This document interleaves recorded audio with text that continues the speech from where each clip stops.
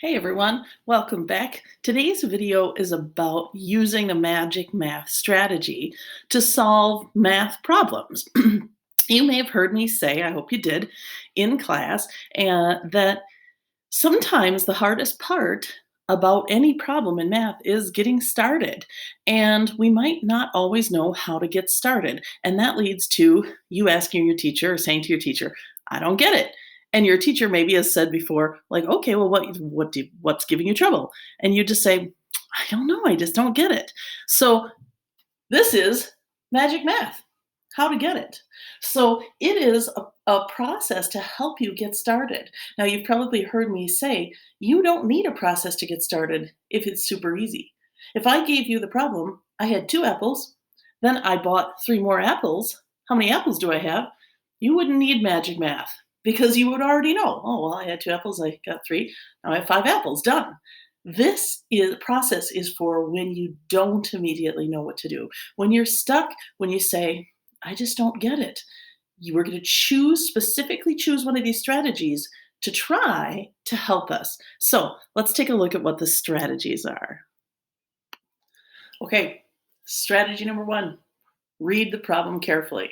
Now that might kind of sound kind of silly, but many times kids say to me, I don't understand it, I don't get it. And I say, okay, let's go to number 1. Let's read it together carefully. And they read it out loud. I don't even read it to them. They read it out loud. They go, oh, never mind, I get it.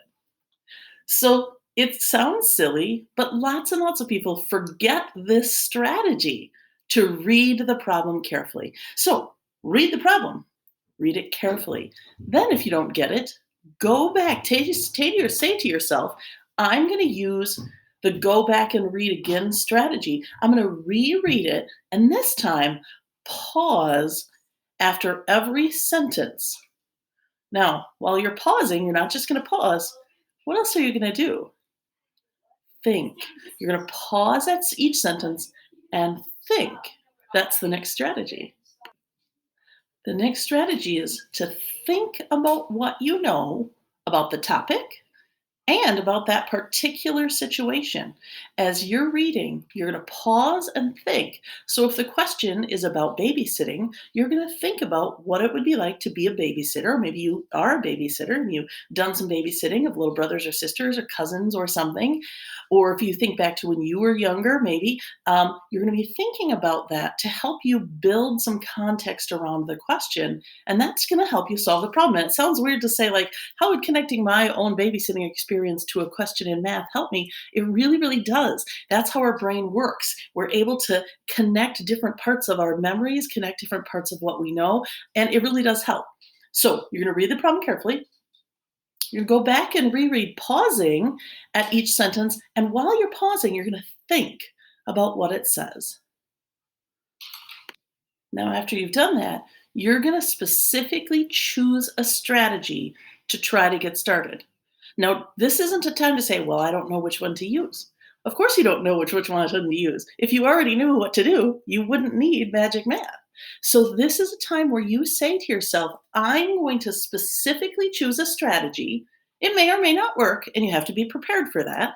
But I'm going to specifically choose a strategy that I will implement to try to figure out how to solve this problem. It's a purposeful choice for you to say, I'm going to choose a strategy and try it and see how it gets me. Now, sometimes you might choose a strategy that doesn't work. Well, that's just how life is, right? Sometimes we do things that don't work. So what do? Well, then we say, whoa, that didn't work. We go back. You could go back at that time, reread, rethink, and choose a different strategy. So that instead of getting caught in, I don't get it, I don't know how to ask for help, I don't know how to get started, you already have gotten started. And once you're on the way, you'll find that many problems are a lot easier to solve. So let's talk about the possible strategies to choose. What are some strategies that kids use to help them get started that work really well? Not in every situation, but in a lot of situations. Let's take a look at some of those. Okay, so here's our list of choosing a strategy that could work. So, if you've been in class with me before, you know that I almost always sketch out what's going on in the problem Because when our brains think artistically or think in pictures, it helps us think differently and it helps us approach problems in ways that we can't when we just see words on the paper.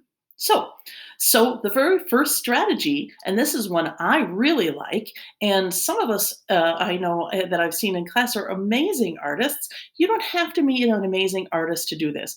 You know, I'm not an amazing artist, but I wish I was. I'm going to keep practicing. Um, but that doesn't mean this strategy isn't really, really helpful. So the first strategy is draw or sketch what's going on in the problem. Draw or sketch it. This isn't your masterpiece. Now, not that if you don't get started and you're like, wow, I really like what I drew, maybe another time you can go back and continue it. This is just a quick sketch to see what's going on. So if I have the problem, when Gary the snail travels at a steady rate of 15 centimeters per minute, it takes him 6 minutes to get from the pineapple to the rock. Okay, you know I'm going to sketch that out. So here comes Gary the snail.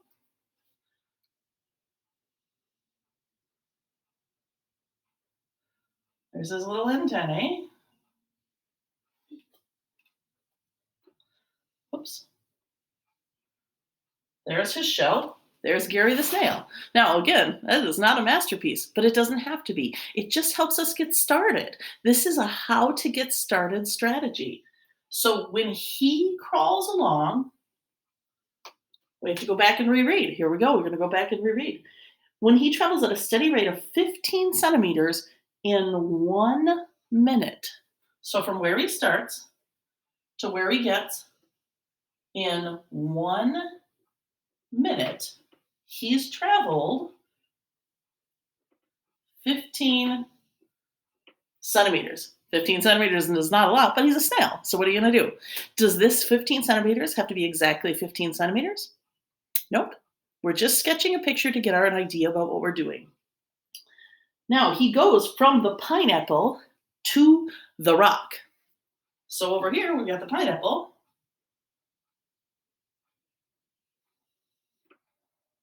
Ooh, that is not a good pineapple, but it doesn't matter. It's okay. And he's going to the rock. So if you're sketching like mine is pretty sad, no big deal. Pineapple, rock. Now, we look at this. I'm going to go back and reread again. When Gary the snail travels at a steady rate of 15 centimeters per minute, it takes him 6 minutes to get from the pineapple to the rock. Uh-oh, I've got to go back and adjust my drawing because it's not taking him a minute. It's taking him a minute to go that far. It takes him 6 minutes to get way over to the rock. So this is 6 minutes. Now, if that's 6 minutes, look at this. This looks like it's almost in the halfway point. See what I'm doing? I'm going back and readjusting my drawing as I think through the problem. Is this okay? This is more than okay. This is us solving the problem. This is how we solve the problem, is we have to keep adjusting what we first thought of, adjusting what we first pictured. So he's going from the pineapple to the rock in 6 minutes.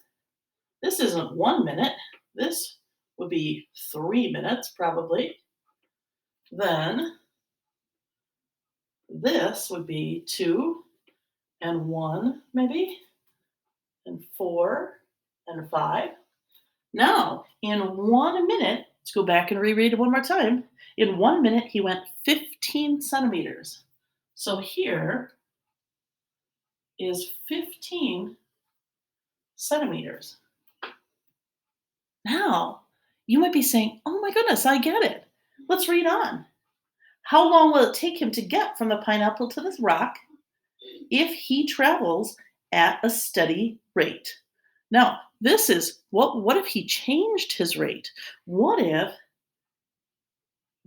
he went a steady rate of 30 centimeters? So I'm going to grab a different color. Because look at this. If he goes 15 centimeters, takes him all the way to 6 minutes to get there. But what if he went 30 centimeters? What if he really put on speed? Then how long would it take him? This is kind of, now I'm going to draw a second number line. I'm going to draw a double number line here.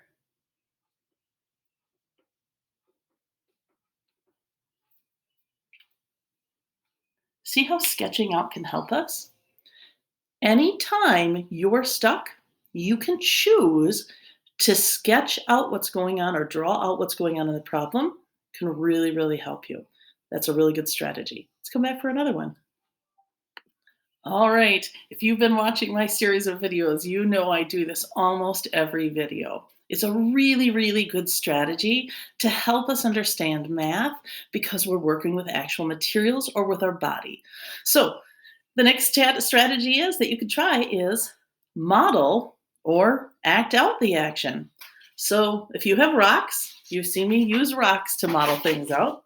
If you've got a bag of fruit snacks, you've seen me use bags of fruit snacks to model things out. If you got Pringles, you've seen me use Pringles to model things out.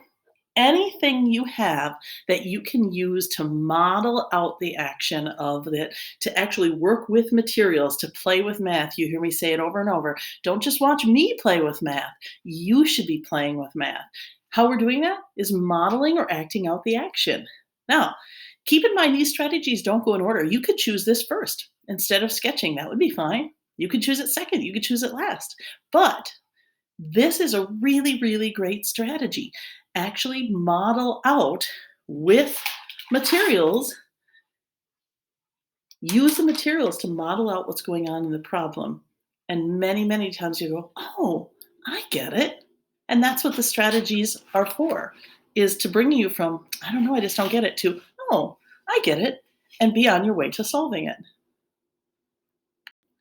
Rather than demonstrating this, I'm going to just invite you to go back to any of my other videos and watch me do this strategy day after day after day. So if you're thinking like, oh, I don't know what Miss Gubru means by that, go back and watch some of my other videos where I'm using rocks or fruit snacks or something else and showing you the action in the problem. Go back and watch that. Let's go on to the next strategy. Okay, another great strategy for that works a lot of the time, not all the time, but it does work really well for some situations, is to make a table. Remember in math, a table isn't what we eat at or what we have sitting next to our couch. A table, it can go either way, up and down, or it can go side to side.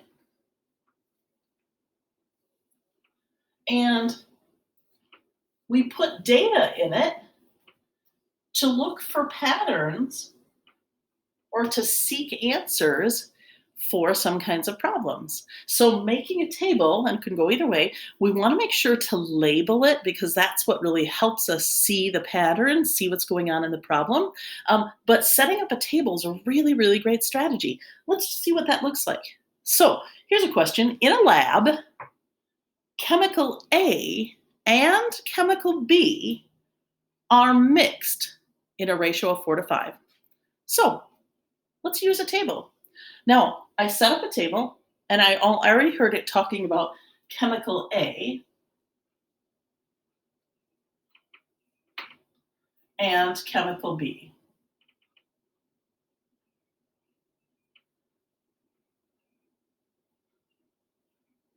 Now, when we're making a table, keeping ourselves organized and putting the information in the correct column or in the correct row is really important.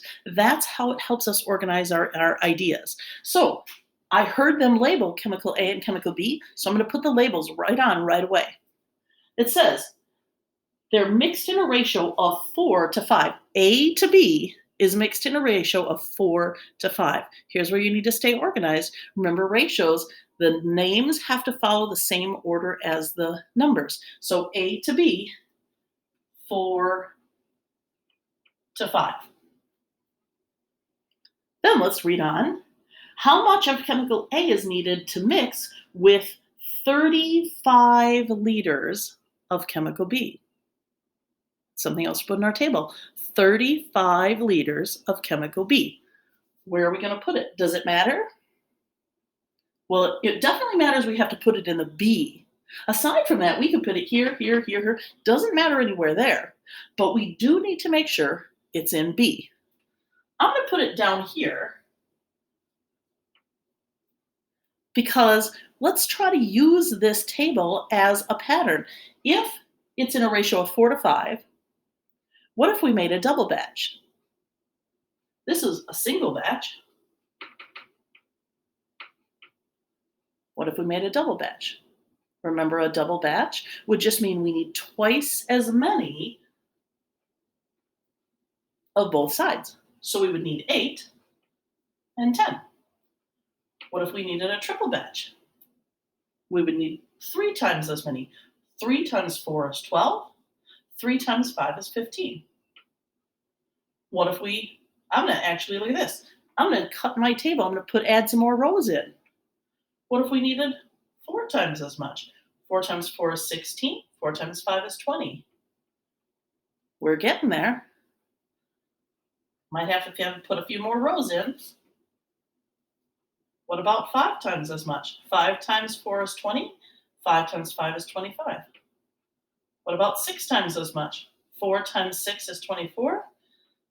5 times 6 is 30. What about 7 times as much? 4 times 7 is 28. 5 times 7 is 35. We found the answer by making a table and filling it out. Remember, your tables can go either way. And you also want to remember that tables don't only have 2 columns always. You might, depending on what the situation is, you might even need another column. And that's okay. You can always go back and readjust as you're doing it. That's what good mathematicians do. They get started with some strategy, they choose purposefully, then they start working with the information, and sometimes they have to change and tweak it a little bit, but that's what helps them solve the problem.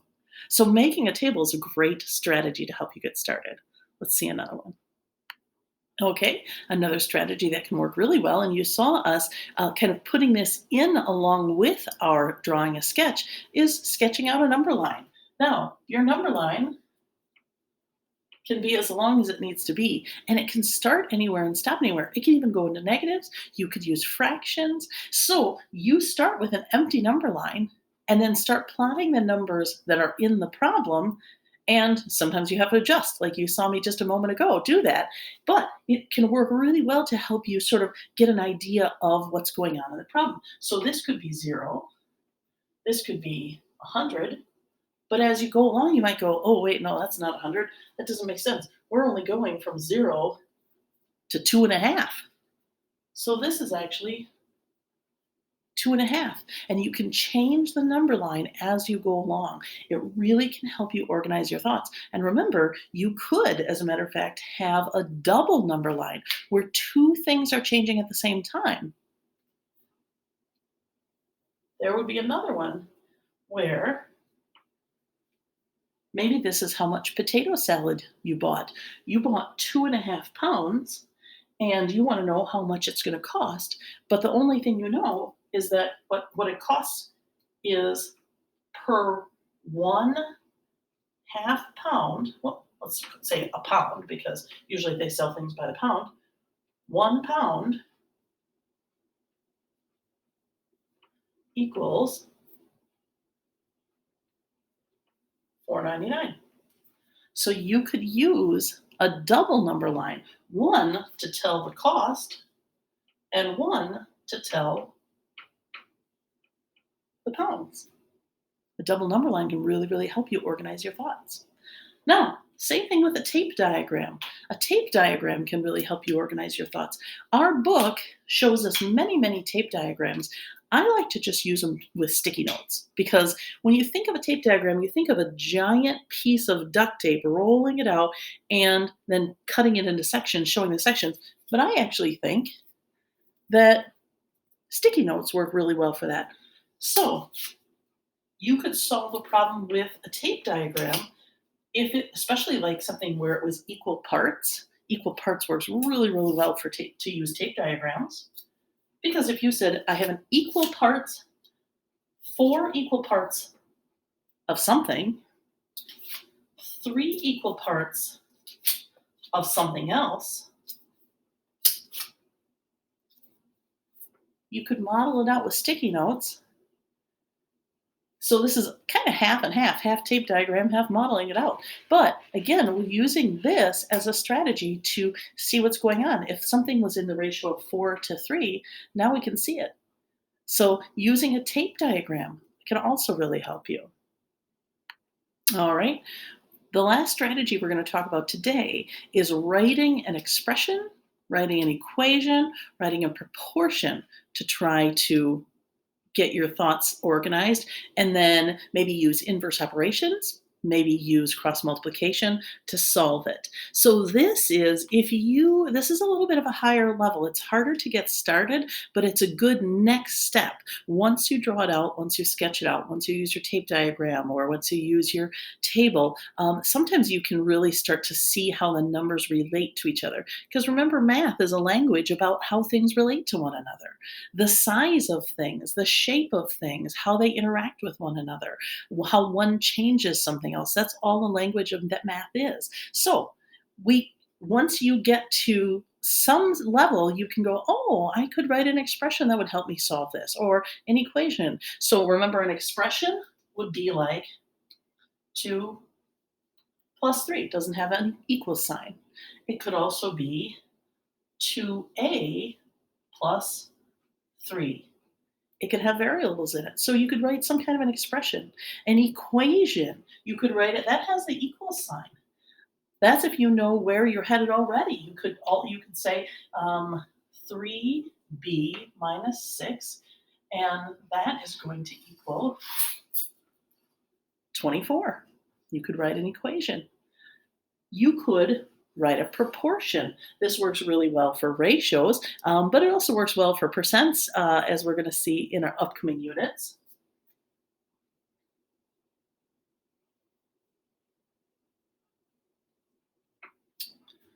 Two-thirds equals x 25ths, or 2 to 3 equals some mystery number to 25.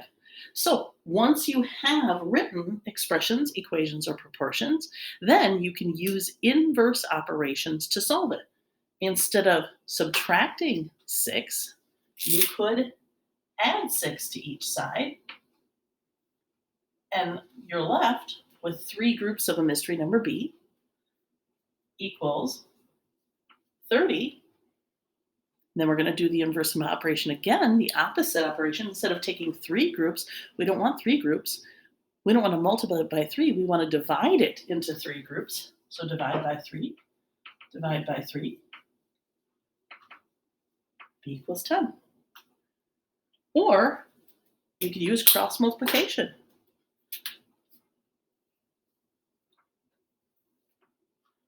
3 times x is 3x. 2 times 25 is 50. We use cross multiplication. And we go back to inverse operations again, because we don't want 3 groups of x. We only want 1. So we're going to divide each side by 3, which leaves us x, and 50 thirds. You could also break that down into a smaller number. So this can be a great sort of mid to late use for strategies to really, really help you understand what's going on, and also help you recreate it sometimes. So I hope this has been helpful. I hope this helps you be able to not just be stuck and say, I don't get it, but be able to get started when you are stuck. And then it's easier to ask your teacher too, because you can say, I don't get it. You see, a teacher says, okay, well, what's giving you trouble? You say, well, I read the problem, I sketched it out, I started the table, and here's the part I'm stuck on. That's a much different question than just saying, I don't get it. It shows that you are getting it, you're on your way, but you just need to learn something else, or you have a question, and that's awesome. I hope this was really helpful for you. See you next time.